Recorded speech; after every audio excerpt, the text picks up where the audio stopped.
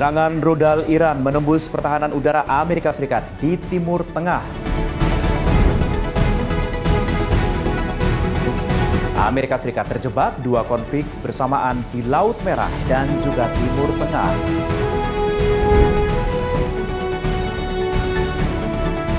Wali Kota New York, Zohran Mamdani, mengubah sikap menangkap Perdana Menteri Israel, Benjamin Netanyahu.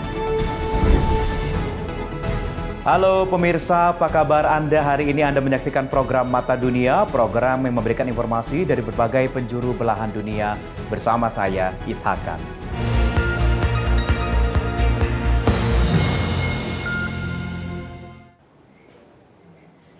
Informasi pertama di Mata Dunia ini pemirsa, serangan rudal Iran yang berhasil menembus pertahanan udara Amerika Serikat di Timur Tengah yang memicu sorotan terhadap efektivitas sistem pertahanan Washington. Sejumlah pejabat dan juga pengamat menilai ini kemajuan teknologi rudal Iran ini menjadi tantangan baru di kawasan. Kemampuan teknologi rudal canggih milik Iran membuat pusing militer Amerika Serikat beserta sekutunya di kawasan Timur Tengah. Rudal Iran makin canggih membuat pertahanan Amerika Serikat berkali-kali jebol di Timur Tengah. Ini terbukti dari serangan rudal presisi Iran ke pangkalan udara Muwafaq Salti di Yordania yang menyebabkan 2 tentara Amerika Serikat tewas, 1 prajurit dilaporkan hilang, dan puluhan personil lain terluka. Insiden ini memunculkan pertanyaan terhadap kemampuan sistem pertahanan udara Amerika Serikat dan sekutunya dalam menghadapi serangan rudal berteknologi tinggi. Menteri Luar Negeri Amerika Serikat Marco Rubio mengakui 1 rudal berhasil menembus pertahanan meski sebagian besar serangan berhasil dicegat. Laporan menyebut pangkalan Muwafaq Salti 2 kali menjadi sasaran serangan dalam kurun waktu 48 jam terakhir. Komando Pusat Amerika Serikat atau CENTCOM menyatakan pasukan Amerika Serikat dan sekutunya berhasil mencegat puluhan rudal serta drone Iran yang mengarah ke negara-negara Teluk, meski investigasi atas insiden di Yordania masih berlangsung Jumat 17 Juli 2026. Presiden Amerika Serikat Donald Trump menegaskan Amerika Serikat memiliki sistem pertahanan terbaik, namun menyebut ada kelalaian dalam pengelolaan keamanan di lokasi serangan. Sementara itu, pengamat militer Yordania menilai Iran kini menggunakan taktik gabungan rudal dan drone, termasuk mengubah lintasan rudal pada fase akhir penerbangan sehingga membuat proses pencegatan menjadi jauh lebih sulit.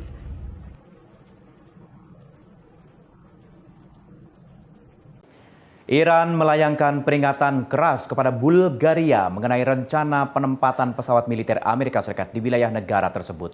Teheran menegaskan Bulgaria tidak boleh menjadi pangkalan militer Washington melawan Iran.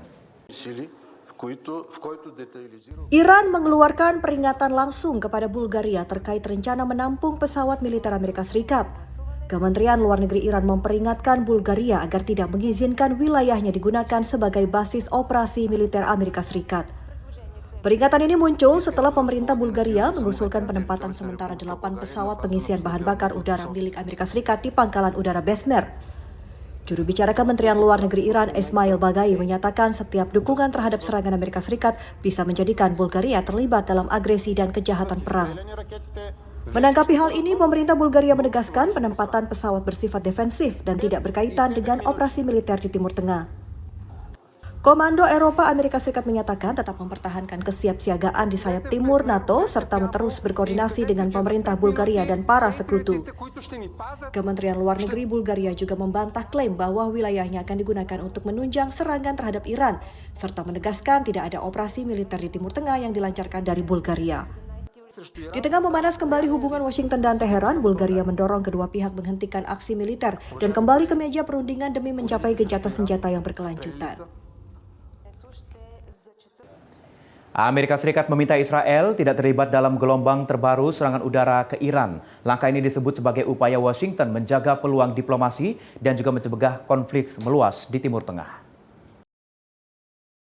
Israel tidak terlibat dalam gelombang terbaru serangan udara Amerika Serikat terhadap Iran meski kedua negara sebelumnya bertempur bersama melawan Teheran pada 28 Februari 2026. The Wall Street Journal Selasa 21 Juli 2026 menyebut pemerintah Amerika Serikat secara sengaja meminta Israel menahan diri dan tidak berpartisipasi dalam operasi militer terbaru terhadap Iran. Keputusan itu diambil agar upaya menekan Teheran melalui jalur diplomasi tetap terbuka sekaligus mencegah pecah perang lebih luas di kawasan Timur Tengah. Meski tidak terlibat langsung dalam serangan, Washington disebut tetap melakukan koordinasi intensif dengan Israel dan negara-negara sekutu di kawasan Teluk. Sejumlah negara Arab Teluk dilaporkan mendorong Amerika Serikat agar tidak melibatkan Israel karena dikhawatirkan akan memicu respon militer Iran lebih besar dan mengancam infrastruktur energi regional. Para mediator menilai keterlibatan Israel berisiko menutup peluang kembali Iran ke meja perundingan, termasuk dalam pembahasan mengenai Selat Hormuz dan program nuklir. Di sisi lain, perbedaan strategi disebut mulai terlihat antara Presiden Amerika Serikat Donald Trump dan pemerintah Perdana Menteri Benjamin Netanyahu. Washington lebih memilih menjaga jalur diplomasi, sementara sebagian pejabat Israel menilai tekanan terhadap Iran perlu ditingkatkan. Israel disebut memilih memfokuskan tekanan ekonomi terhadap Iran, namun menegaskan sikap merespon apabila mendapat serangan langsung.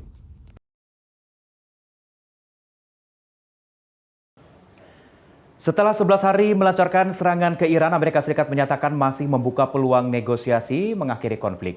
Namun Washington menilai Tehran belum menunjukkan keseriusan dalam proses diplomasi.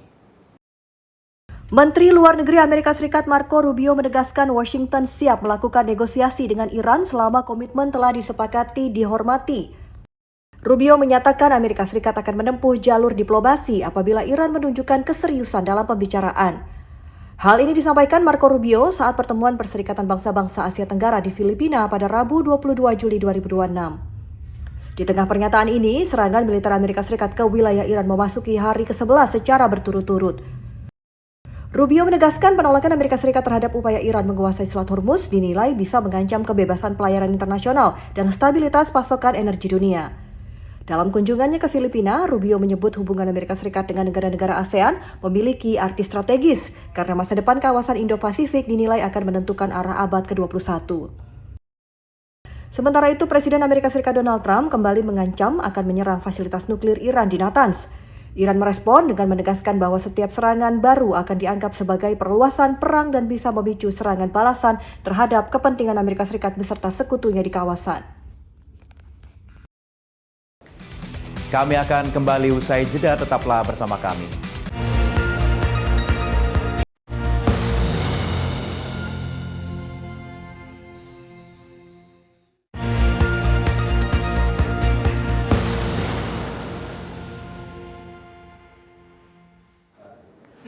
Pemirsa, ancaman kelompok Houthi memblokade pelabuhan Arab Saudi di Laut Merah ini memicu kekhawatiran akan meluasnya konflik di Timur Tengah.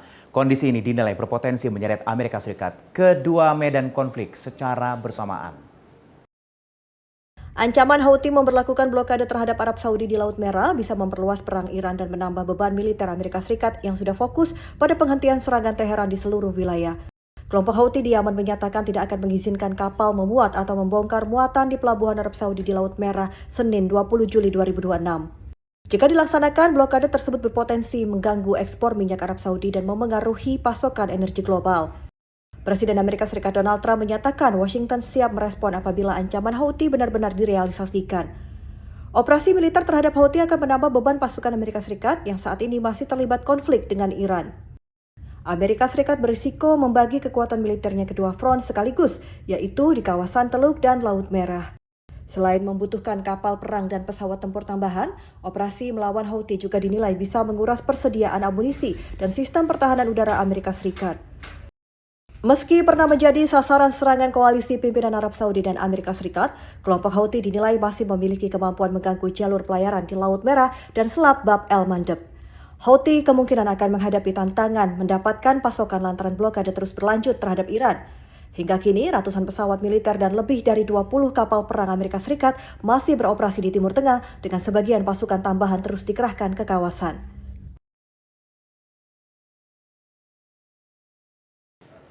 Kelompok Houthi di Yaman mengeluarkan peringatan keras kepada perusahaan pelayaran agar tidak melakukan aktivitas bongkar muat di pelabuhan Arab Saudi. Langkah ini memicu kekhawatiran baru terhadap keamanan pelayaran dan juga pasokan energi dunia. Kelompok Houthi di Yaman mengeluarkan peringatan keras kepada perusahaan-perusahaan pelayaran agar tidak melakukan bongkar muat kargo di pelabuhan-pelabuhan Arab Saudi.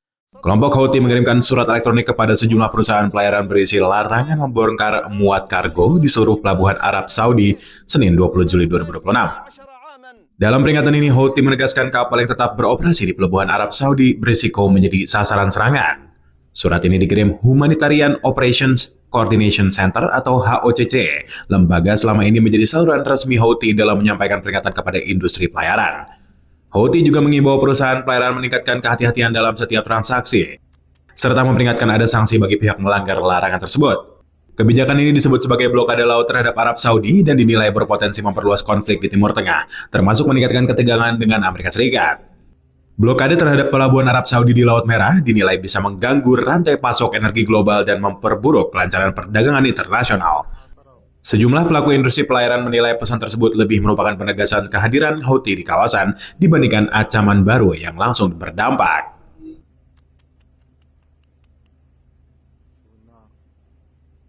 Wali Kota New York, Zohran Mamdani mengakui pemerintah kota tidak memiliki kewenangan hukum menangkap Perdana Menteri Israel, Benjamin Netanyahu. Meski demikian, ia mendesak pemerintah federal Amerika Serikat agar menindaklanjuti surat perintah penangkapan dari Mahkamah Pidana Internasional.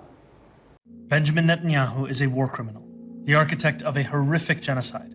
Wali Kota New York, Zohran Mamdani mengakui dirinya tidak memiliki kewenangan hukum menangkap Perdana Menteri Israel, Benjamin Netanyahu jika berkunjung ke New York. Mamdani menerangkan hasil kajian hukum menunjukkan pemerintah kota tidak memiliki wewenang melaksanakan surat perintah penangkapan terhadap Perdana Menteri Israel, Benjamin Netanyahu. Meski demikian, Mamdani menegaskan tetap mendukung surat perintah diterbitkan Mahkamah Pidana Internasional atau ICC atas dugaan kejahatan perang. Ia mendesak pemerintah federal Amerika Serikat bergabung dengan ICC dan menjalankan surat perintah penangkapan tersebut. Pernyataan ini menandai perubahan janji Mamdani. Sebelumnya, Mamdani menyebut Netanyahu akan ditangkap jika berkunjung ke New York. Netanyahu dijadwalkan menghadiri sidang Majelis Umum Perserikatan Bangsa-Bangsa di New York pada September 2026. Di sisi lain, Presiden Amerika Serikat Donald Trump menegaskan Netanyahu tidak akan ditangkap di wilayah Amerika Serikat. Sementara itu, Netanyahu menyatakan tidak khawatir dengan pernyataan Mamdani. Sebelumnya, ICC menerbitkan surat perintah penangkapan terhadap Benjamin Netanyahu dan mantan Menteri Pertahanan Israel Yoav Gallant atas dugaan kejahatan perang dan kejahatan terhadap kemanusiaan terkait di konflik di Gaza. Kita beralih ke informasi lain, pemirsa. Pemerintah Arab Saudi ini meluncurkan skema visa umroh multi-entry berlaku selama 1 tahun. Kebijakan ini memungkinkan jemaah melakukan kunjungan berulang ke Tanah Suci dengan masa tinggal hingga 90 hari. Kementerian Haji dan Umroh Arab Saudi memperkenalkan visa umrah multi-entry untuk mempermudah akses jemaah dari berbagai negara. Visa ini berlaku selama 365 hari sejak diterbitkan dan memberikan kesempatan bagi pemegang untuk berkunjung ke Arab Saudi berkali-kali. Selama masa berlaku visa, jemaah dapat tinggal di Arab Saudi dengan total durasi hingga 90 hari sesuai ketentuan yang berlaku.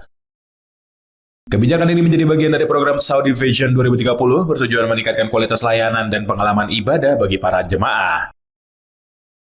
Meski memberikan fleksibilitas lebih besar, setiap kunjungan tetap mewajibkan jemaah membeli paket layanan dari penyedia resmi melalui platform Nusuk. Selain itu, jemaah wajib mengantongi izin umroh melalui aplikasi Nusuk sebelum memasuki Arab Saudi. Pemerintah Arab Saudi menegaskan fitur visa multi-entry tidak berlaku selama musim haji. Kami akan kembali usai jeda, tetaplah bersama kami.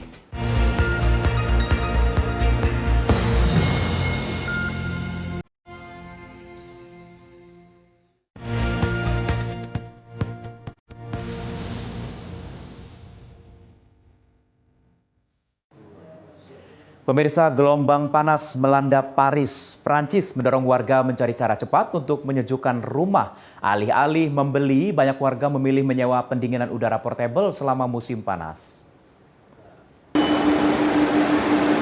Suhu panas ekstrim melanda Paris, membuat permintaan penyewaan pendingin udara portable meningkat tajam.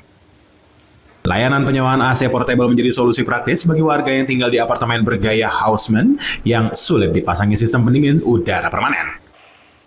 Pendiri perusahaan Climlock mengatakan, awalnya layanan ini ditujukan untuk mengatasi kerusakan atau kekurangan unit AC.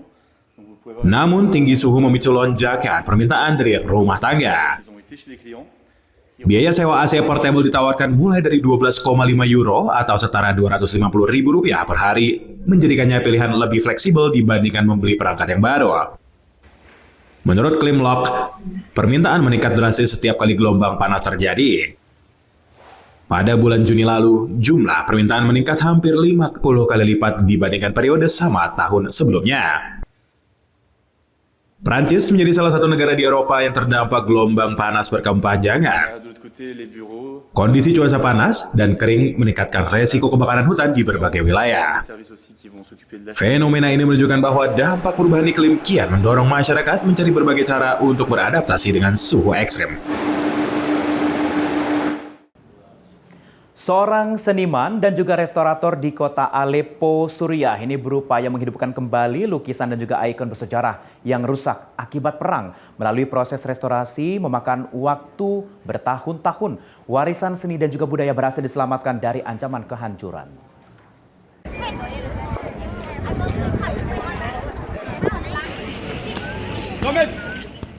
Di sebuah bengkel seni di kota Aleppo, seniman sekaligus restorator Senimat Badawi dengan telaten membersihkan dan memperbaiki lukisan serta ikon bersejarah yang rusak akibat bertahun-tahun dilanda konflik. Badawi juga melakukan proses pemeriksaan dan restorasi di Katedral Armenia Forty Martyrs, salah satu bangunan bersejarah menyimpan koleksi seni religius bernilai tinggi.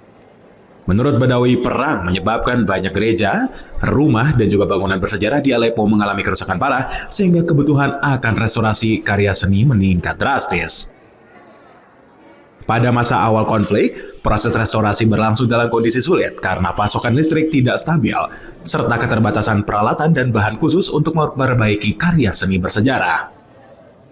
Salah satu proyek terberatnya adalah memulihkan sebuah lukisan di Katedral Forty Martyrs yang mengalami kerusakan akibat rembesan air. Proses restorasi memakan waktu hampir 1,5 tahun hingga detail lukisan berhasil dihadirkan kembali. Badawi mengaku merasa bangga saat berhasil menyelamatkan lukisan-lukisan langka, terutama karya keluarga Musawir, dinasti pelukis ikon terkenal membentuk tradisi seni Kristen di Aleppo sejak abad ke-17. Kini, Badawi mendorong pembentukan pusat restorasi khusus di Aleppo agar warisan seni dan budaya Suriah tetap terjaga bagi generasi mendatang.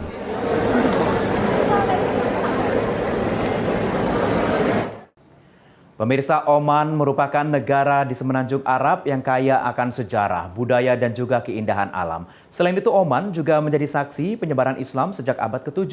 Seperti apa keindahan negara Oman? Berikut tayangannya untuk Anda.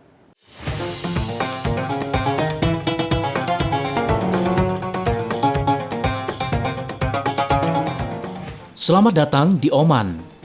Muscat merupakan ibu kota Oman. Oman terletak di tenggara semenanjung Arab berbatasan dengan Uni Emirat Arab, Arab Saudi, dan Yaman. Negara ini memiliki garis pantai panjang di Laut Arab dan Teluk Oman, serta mayoritas penduduknya memeluk Islam, khususnya aliran Ibadi. Budaya Oman yang kaya akan pengaruh dari Persia, India, dan Afrika Timur ini menjadikannya negara yang unik dan penuh sejarah. Di Oman berdiri megah Sultan Qaboos Grand Mosque, merupakan masjid terbesar di Oman. Masjid ini bisa menampung hingga 20.000 jamaah. Diresmikan pada tahun 2001, masjid ini menampilkan 5 menara melambangkan rukun Islam, kubah raksasa, serta karpet buatan tangan terbesar di dunia.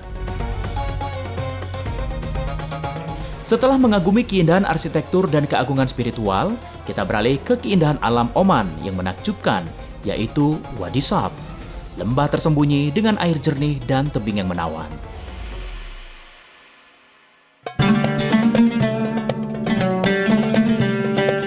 Wadi Sab, terletak di Tiwi, Oman, adalah salah satu lembah paling indah di negara ini. Pengunjung bisa melakukan trekking sekitar 45 menit melalui tebing-tebing berwarna coklat kemerahan, menyusuri sungai alam, dan berenang melewati kolam air jernih yang menyegarkan. Perjalanan ini akan membawa ke gua tersembunyi dengan air terjun mini, sehingga menciptakan pengalaman petualangan yang memadukan alam, olahraga, dan pemandangan yang spektakuler. Wadi Sab menjadi favorit wisatawan lokal maupun internasional, mencari pengalaman alam yang otentik. Dari pesona alam yang menenangkan, kita kembali ke kota Muscat, tempat di mana seni dan budaya modern berpadu, yaitu Royal Opera House yang menjadi pusat pertunjukan kelas dunia di Oman. Royal Opera House Muscat dibuka pada tahun 2011, merupakan gedung pertunjukan seni pertama di Oman, menampilkan opera, konser, dan balet. Gedung ini menggabungkan arsitektur tradisional Arab dengan desain modern, menghadirkan dekorasi mewah, lampu gantung kristal, dan akustik canggih. Royal Opera House menjadi pusat kebudayaan dan seni di Oman, menarik artis internasional maupun lokal, sekaligus menjadi simbol modernisasi budaya negara ini. Dari gemerlap panggung seni internasional, kita kini menelusuri pasar tradisional yang kaya warna dan aroma, yaitu Mutra Souk, tempat pengalaman belanja khas Oman yang otentik menanti.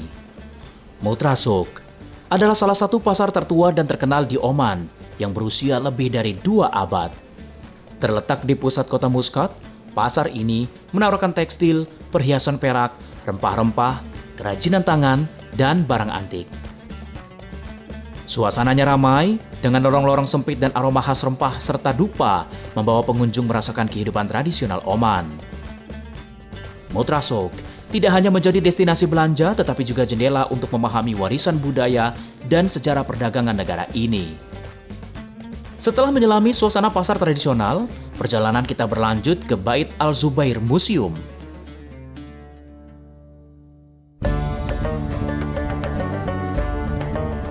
Bait Al-Zubair Museum menampilkan koleksi pribadi keluarga Zubair, termasuk senjata kuno, perhiasan, pakaian tradisional, dan artefak budaya Oman. Di luar museum, terdapat replika desa tradisional, lengkap dengan pasar dan rumah-rumah khas Oman, sehingga memberikan pengalaman interaktif bagi pengunjung.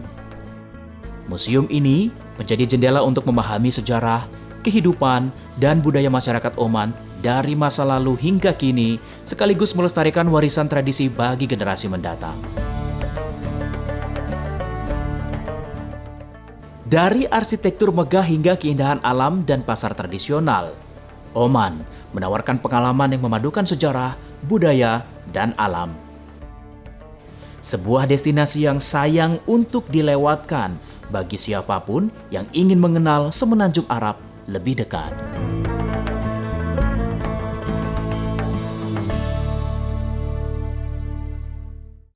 Informasi tadi juga sekaligus mengakhiri perjumpaan kita di Mata Dunia kali ini. Akhirnya saya Ishakan yang mewakili seluruh kru dan juga kerabat kerja yang bertugas pamit dari hadapan Anda. Sampai jumpa.